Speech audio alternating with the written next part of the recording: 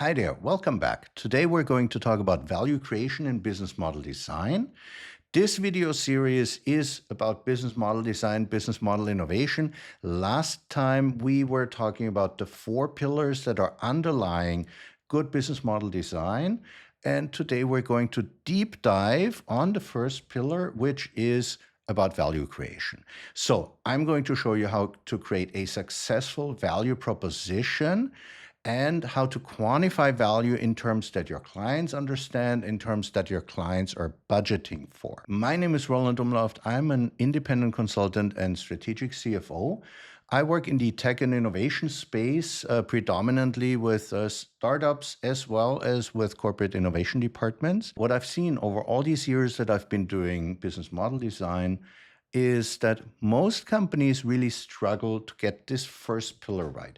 All the other pillars tend to fall into place afterwards. Obviously, they're still important and there are still difficulties, but to get the value proposition nailed down is one of the most complex problems. So that is exactly what we're going to tackle today, and I'm going to show you how to get this right. The first important issue with value proposition design is that we should be designing around outcomes, not around features. Tech startups often use, their technical spec sheet instead of outcomes. So they're listing their features. This is not a value proposition. So what I recommend you is to start with the customer pain point that you're solving. Think in terms of your customer's problem. And then try to quantify the value that you're creating and think of the outcomes you're achieving. Think of the ROI that you're achieving for the customer. Practically, I would recommend that you're using the value proposition canvas from Strategizer. This connects the customer tasks, pains, and gains, so the customer outcomes, with your features and allows you to have this, great view of what your product or which part of your product helps you provide which value. And then that way you can optimize your value proposition from a feature point of view, but you're still thinking in terms of customer value and customer outcomes. And for me, there are really just a couple of key questions for good value proposition design, and that is the identification of the buyer. So who cares about what you're doing and why? The second one is there an economic benefit and how big is this benefit? And then third, what do we do with intangible value? We're almost always also creating some intangible value. So how can we really quantify that and put this in terms that the buyer understands? Let's talk about your buyers. Who are you selling to? Are you able to, construct a buyer persona around the person that is contracting your product? Think about a B2B environment. What are their, KPIs? What makes them successful in their role? If your product is aligned with those KPIs, it is going to be much easier to help them understand your value and how this will help them to succeed in their role and help their company to succeed. Markets are not uniform. Buyers are not, homogeneous. So try and segment your approach to the right buyers. And we're going to talk about segmentation much more in the following videos. Talking about the economics on the client side. So it helps to understand the type of value that your client receives. Are you, helping to increase their revenue, to, sell more? Are you helping them to increase their pricing, for example? Or, you're helping them sell more units. This is increasing their top line. It has a direct effect on their revenue. Or is your product or service more focused on reducing direct costs? So you're not increasing revenue, but you're helping them increasing gross margin and improving unit economics. You could also help your customer to reduce fixed costs, right? Or instead of having a P&L impact, you could have an impact on your customer's balance sheet. So this could be, reducing the level of receivables that they have, or you are helping them reduce the amount of capital expenditure that they need to make because your product is, cheaper than competitors. They need less investment. upfront, or maybe it has a longer lifetime, or you're helping to improve lifetime of some, kind of service or technology that they already have. Finally, once we know where we're creating value for our customer, we can go ahead and calculate the net value creation for this customer.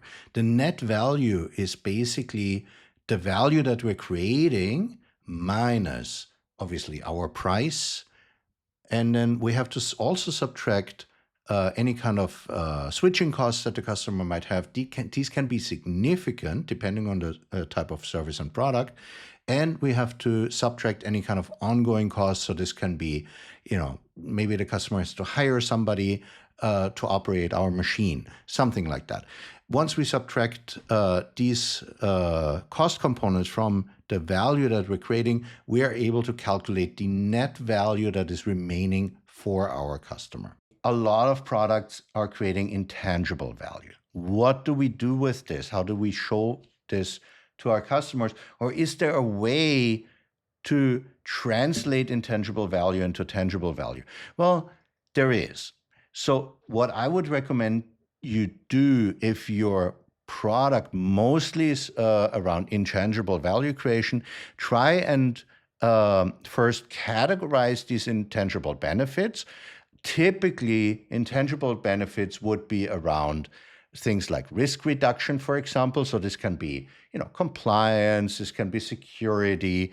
It can be a intangible benefit around creating a strategic advantage for your customer. So specifically, this can be around, brand positioning, improving their brand positioning. It can be around, speed of innovation, these kind of things. And what else? It can be operational resilience. So, for example, you're helping to improve employee happiness, right? Well, any of these things you can try to convert into tangible terms, at least approximately. For example, if we are reducing risk for our customers, well, risk is nothing else than a potential cost if something bad happens, multiplied by some probability of this happening. So in terms of, your expected cost, it's just probability times cost of occurrence. Then you can quantify your risk. It's very similar to, paying for an insurance, for example. Let's say you're helping them with strategic positioning. You're improving their brand positioning. You can use, benchmarking, where you're looking at, certain value multiples with leading brands, etc. Or you could, do some calculations around productivity improvement. So imagine that you're helping with employee happiness. Well, there are turnover costs, right? If your employee happiness is down and people keep leaving all the time, you need to replace them. That is costly for an organization. Also, low employee happiness will reduce your employee productivity. Again, you can make some estimations around that. So it is not that because it's intangible value, you cannot quantify this in any way, shape, or form. Next, let's see how we're positioning our value proposition to your customer. So this is about who are you talking to, who sits on the other side of the table. So for example, if you're talking to a CFO, or you're talking to a procurement department, you probably should frame your value proposition in terms of cost avoidance focus. On the other hand, if you're talking to operational leaders, in their head, success is driven by efficiency metrics. So show them how you're making their operation more efficient. In general, if you're talking to executives, high-level senior executives, align your outcomes with the strategic KPIs of your client. How can you create trust around your value proposition? Well, third-party validation is fantastic. So if you have, a couple of industry leaders that are using you, great. Show those logos, put them on your website, get these early leadership customers in your industry segment to use your product, and it will be easier to sign up customers after that. Another way to do it is to chase after pilots, do a pilot to ROI study, measure the economic impact that your product creates in the real world, measure the key KPIs around it, and then show those results to your clients. So how do I know that my value proposition is right? I'm again providing you with an audit template, and I'm basically asking you to grade your messaging on 3 dimensions. First of all, specificity. Are you naming a measurable metric? Second is economic translation. So is your client able to calculate an ROI from this? And third, decision maker alignment. Is this the right buyer that you're talking to, or is there a misalignment? Another word of caution before we close: avoid over-promising on your value proposition. So if you're claiming to, reduce costs by 50% and then you're delivering a 20% cost reduction, it's not great. Also avoid to sell on vanity metrics. So if you're saying, hey, it'll help you to become 10 times faster. If speed is irrelevant and not the bottleneck to your buyer, this is not going to be a good value proposition selling point. To close out, download the template, use it to rewrite your value proposition. Let me know in the comments section of before, after, if you want to. In the next chapter, we're going to talk about value captures. So we're going to look at revenue models. We're going to look at pricing. So the idea is that, if we're creating all this value for the customer, what is the right portion of that value and how are we going to capture that? See you in the next chapter.